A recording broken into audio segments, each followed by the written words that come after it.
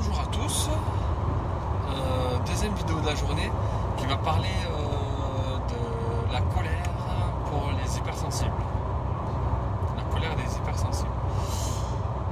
Un hypersensible peut se mettre en colère par rapport à lui-même ou par rapport à la société, en général, par rapport à l'extérieur. Donc par rapport à lui-même, les raisons de la colère.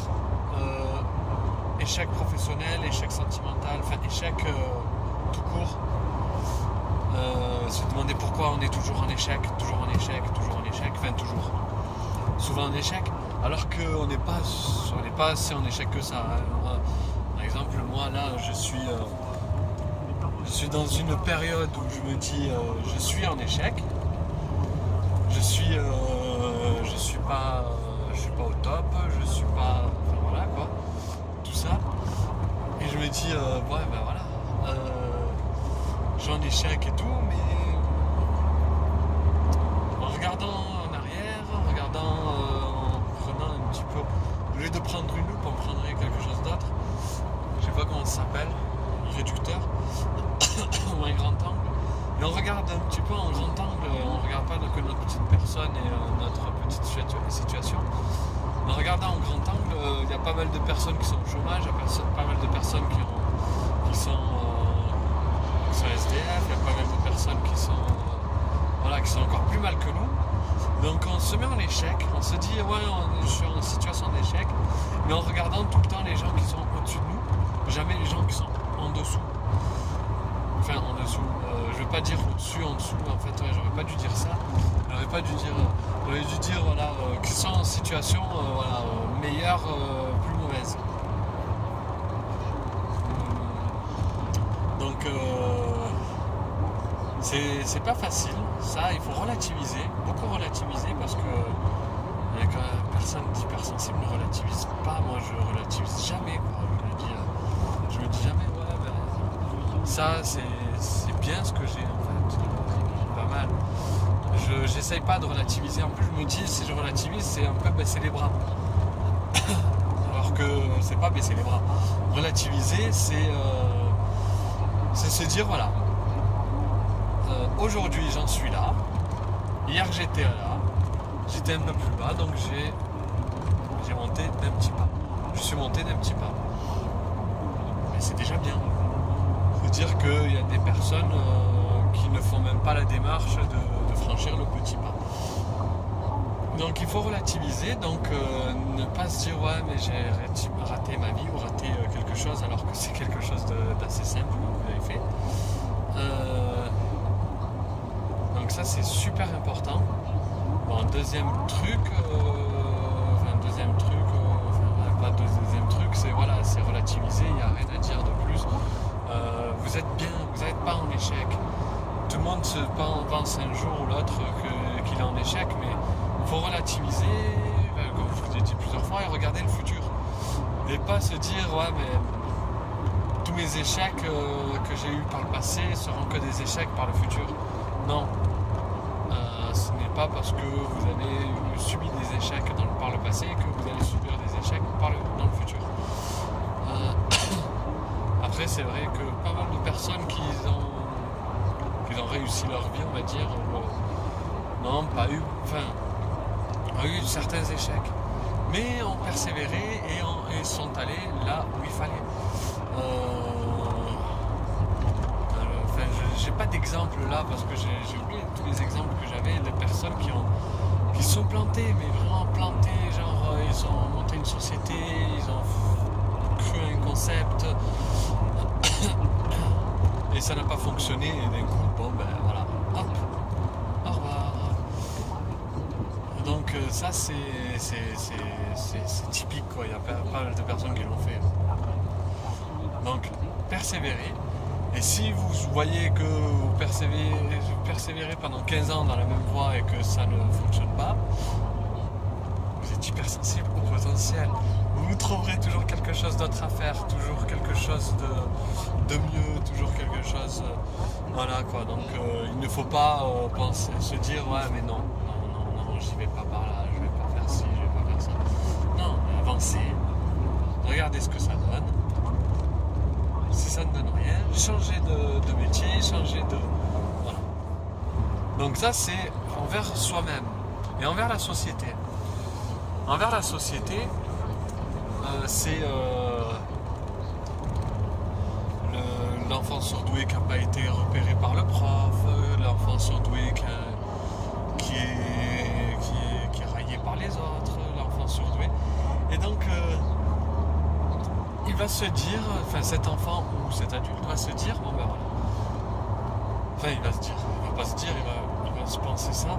Il va penser que, bon, dans cette société, il y a des codes qu'il n'arrive pas à assimiler, ou qu'il ne peut pas assimiler, enfin voilà. On n'arrive pas vraiment à les assimiler ou à les comprendre déjà, Déjà pour assimiler quelque chose, il faut le comprendre. Donc il n'arrive pas à comprendre ces codes-là.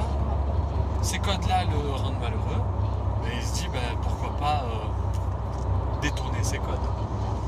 Donc s'il est bon en informatique, ce qu'il va faire, c'est que en tant qu'adulte, il va pirater, ou en tant que lycéen, il va pirater le lycée, le système informatique du lycée pour se changer la note par exemple, pour faire autre chose. S'il est par exemple au collège, on ne sait-on jamais, ça serait... on sait qu'il y a les sous du réfectoire qui sont à tel endroit. Il va essayer de tout faire pour passer en fraude et essayer de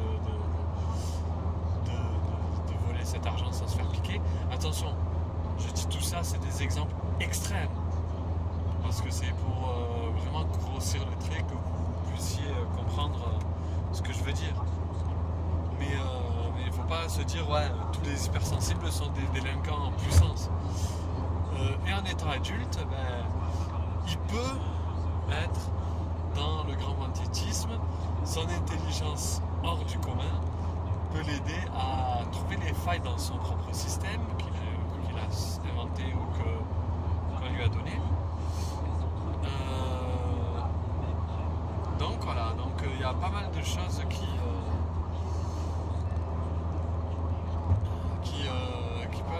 où il peut aller. Il y a le téléphone qui me dit attention, je suis en train de surchauffer. Si je surchauffe trop, je m'éteins. Donc si la vidéo se coupe, je pense que je mettrai l'autre moitié à côté. C'est vrai que là il commence à bien chauffer, alors que j'ai rien fait de spécial. Donc voilà. Quoi de plus, quoi de moins?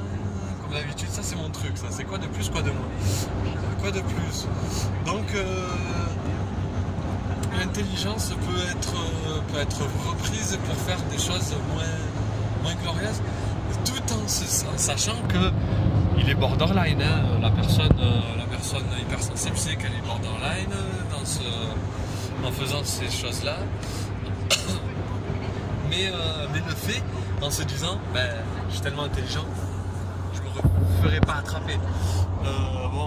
Pour aller moins loin, ça serait le genre de personnes, un petit peu comme moi, qui sont tout le temps en excès de vitesse, qui sont tout le temps en feu rouge, grillé ou en feu orange, passer au feu rouge, feu orange. Donc des petites entorses à la règle, en se disant je me ferai pas attraper. Après vous allez me dire mais c'est culturel ça aussi. Français, on est toujours là à chercher la petite bête par rapport à comment on appelle ça, par rapport à la loi, essayer de trouver des failles, à détourner la loi, à détourner tout ce qu'on peut détourner. Et non, en fait les hypersensibles au potentiel iront plus loin.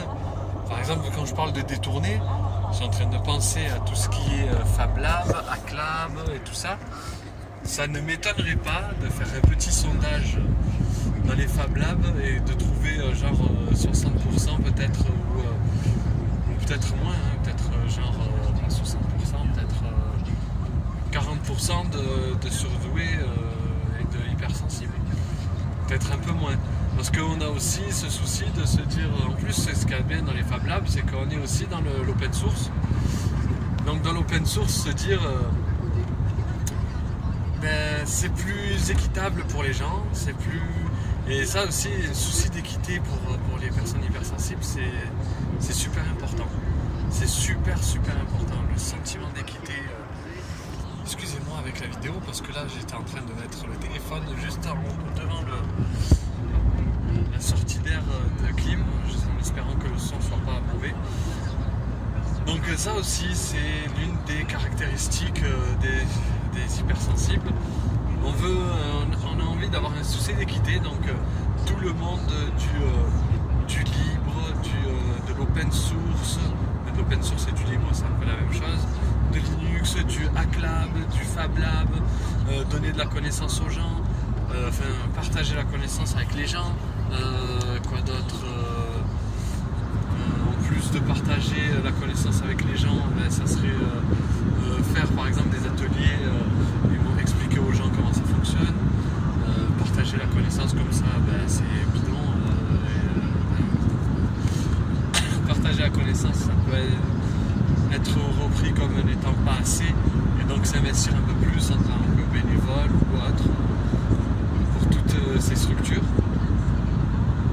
Donc quoi de plus, donc détourner les choses, détourner la loi,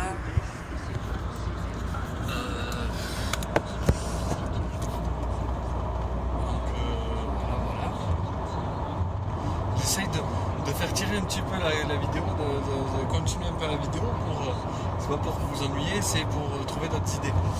Je devrais préparer plus mes vidéos en amont, on va dire, parce que là, c'est pas le top. Donc voilà. J'ai parlé de pas mal de choses, quand même. J'ai lancé pas mal d'idées, quelques idées.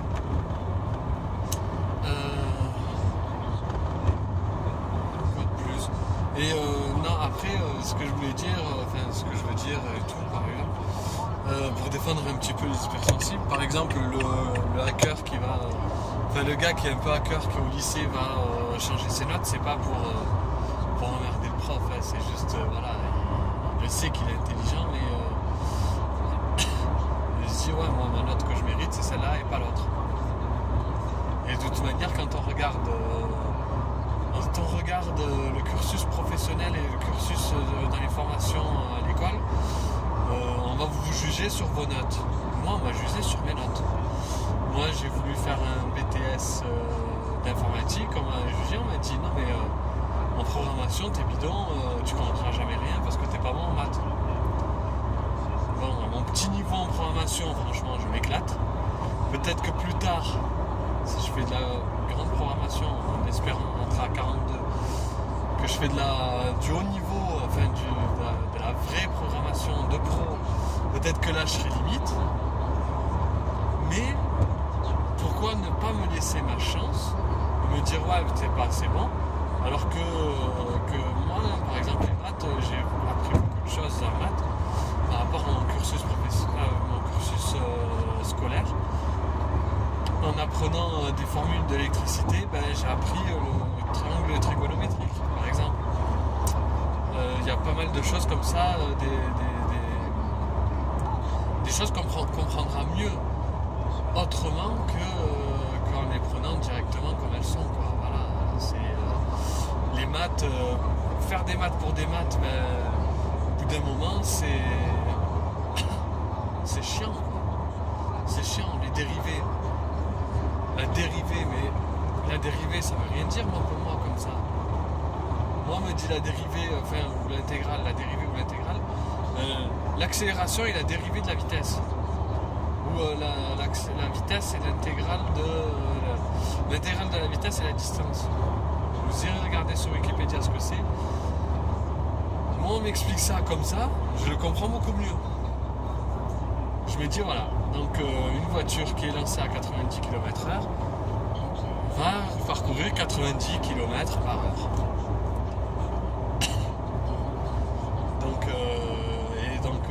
Si elle n'accélère pas, la vitesse elle reste constante. Si elle accélère, donc c'est comme si la vitesse on accélérait, donc elle va parcourir plus de kilomètres. Donc si elle accélère, elle va aller plus vite. Donc moi je l'ai plus compris en méca, la dérivée et l'intégrale, que en maths. Les maths appliquées, franchement faire des maths pour des maths, ça sert à rien. Moi, je comprends pas pourquoi on a 4 heures de physique et 4 heures de maths. Désolé, c'était une nana qui allait me rentrer dans ma voie et ça m'énerve en voiture. Donc, c'est faire des maths pour des maths, voilà, c'est un peu chiant. Franchement, oui, franchement, c'est bien. Pour quelqu'un qui fait de la R&D, qui veut être grand ingénieur et tout ça, oui, faire des maths pour des maths, ça passe. Mais nous, faire des maths pour des maths, alors qu'on est plus, par exemple, dans l'électricité ou dans la mécanique ou dans peu importe, ou dans l'informatique ou dans... Enfin voilà quoi, ça c'est bien. Faire des maths, par exemple, normalement au collège, on doit apprendre les nombres binaires. Ou même à l'école primaire. On ne voit pas l'intérêt. On ne voit pas l'intérêt des nombres binaires. Moi j'ai vu, quand j'ai eu à travailler avec des enfants, je me suis dit, il y en a un qui était très bon en maths, mais au lieu de lui faire des exercices qu'il a fait, refait, je me suis dit, je vais lui faire les nombres binaires, de façon ludique. Alors moi je lui ai donné un tableau, je lui ai fait un tableau avec écrit, avec des cases. Donc les colonnes en haut, j'avais 256, 500, 1, 2, 4, 8, 16, 32, 64, 128, 256, 100 et 512.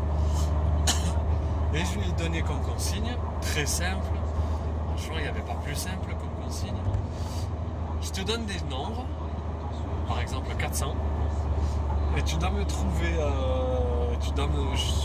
quelle est l'addition qu'il faut faire avec les nombres que je t'ai donnés en colonne.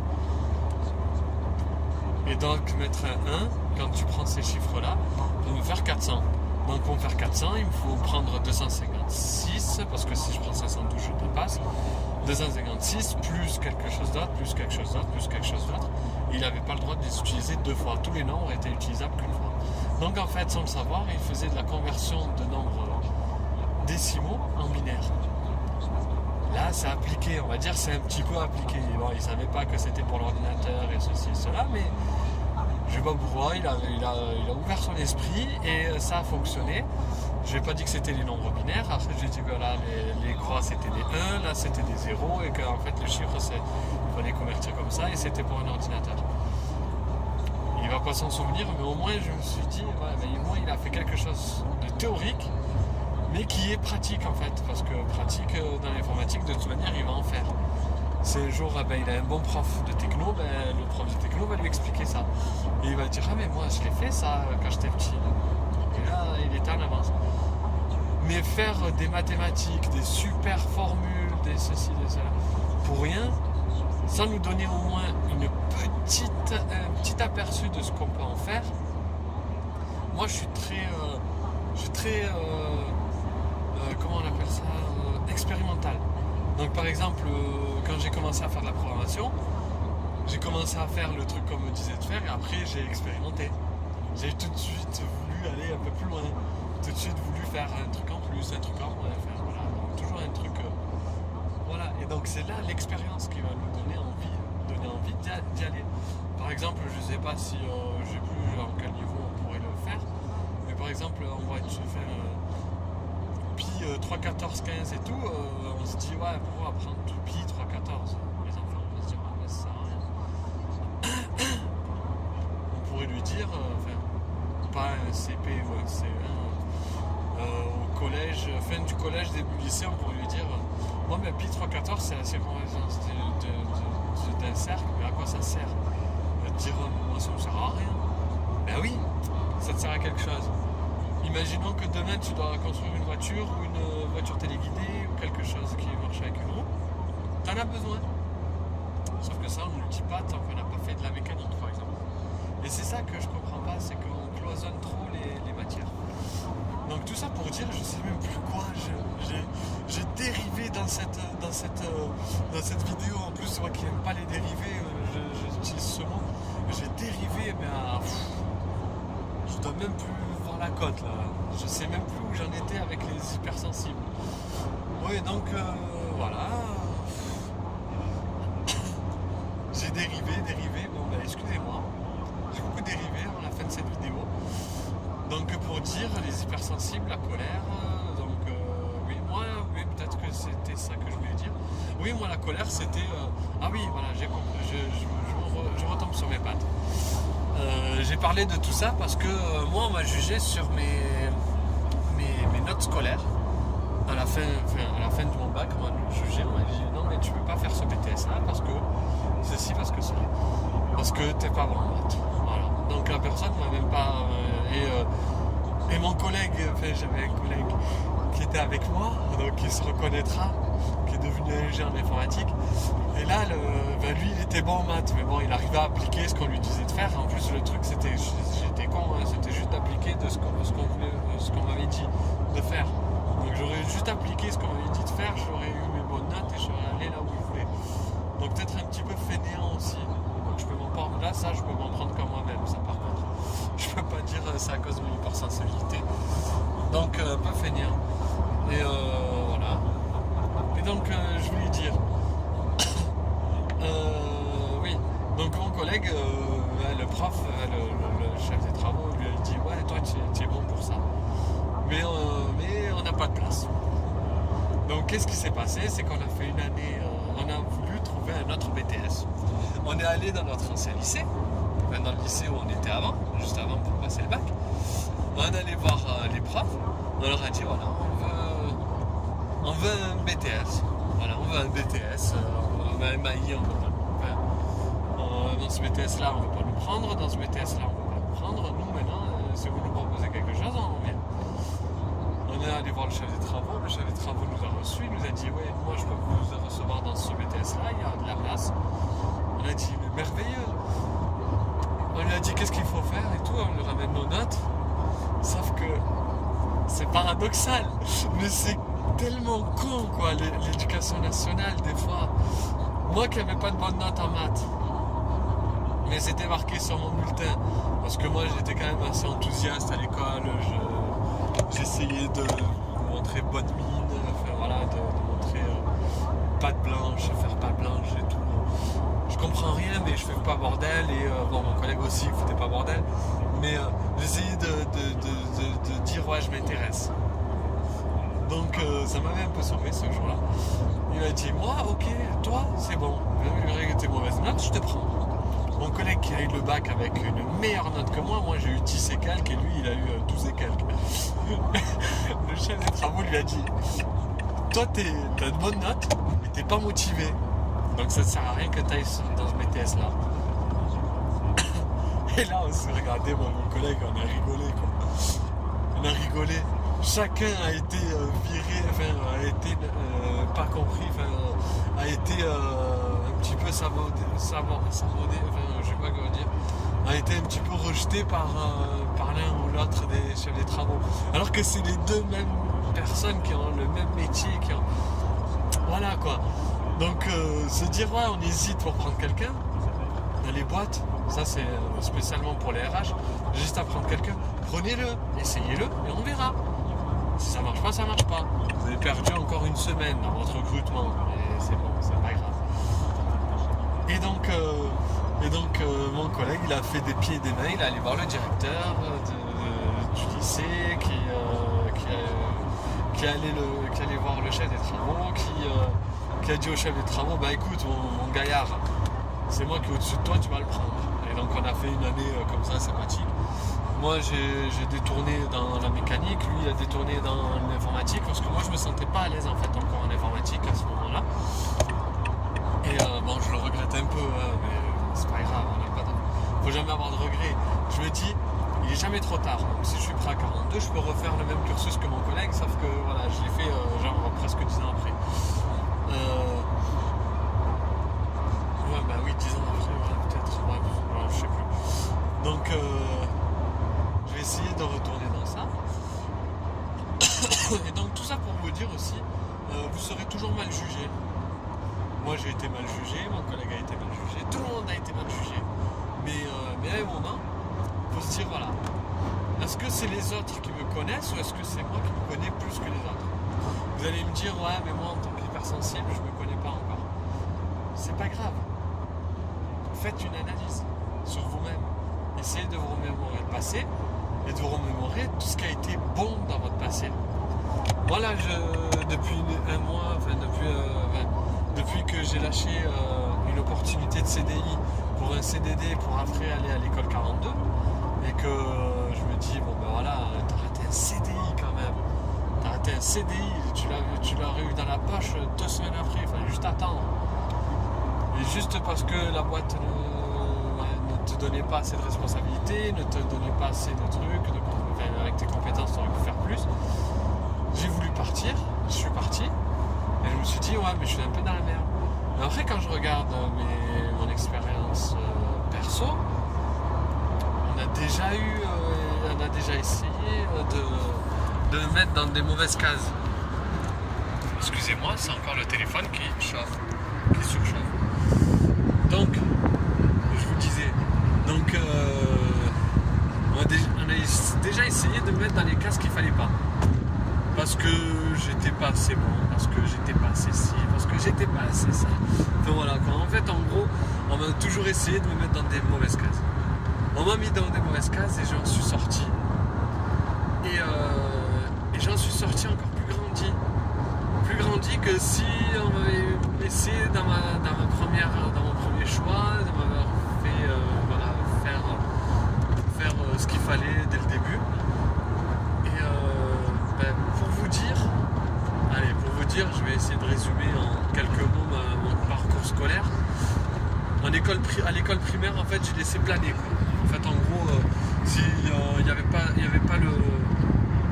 le redoublement interdit de la deuxième fois, j'aurais redoublé 40 fois.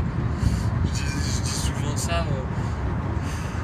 Je me dis, ouais, je serais resté au primaire, quoi, en fait. Parce que j'étais pas bon en français, j'étais pas bon en ci, j'étais pas bon en ça, et j'étais bon qu'en maths.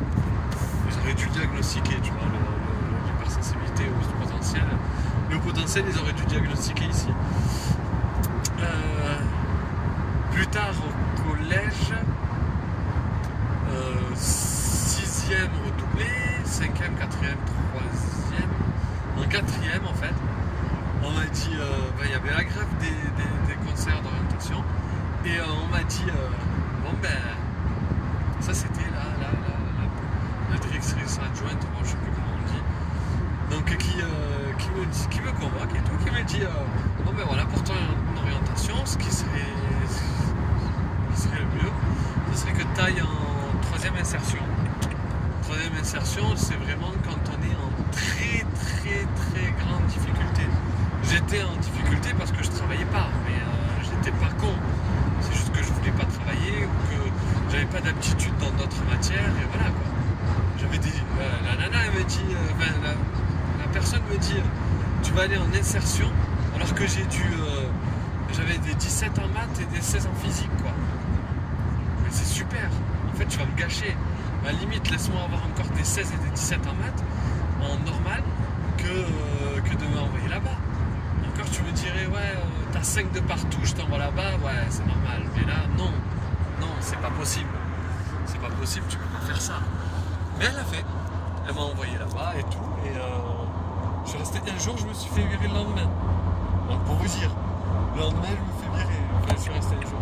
J'ai fait la pré-rentrée, la rentrée. La rentrée j'ai fait 4 heures.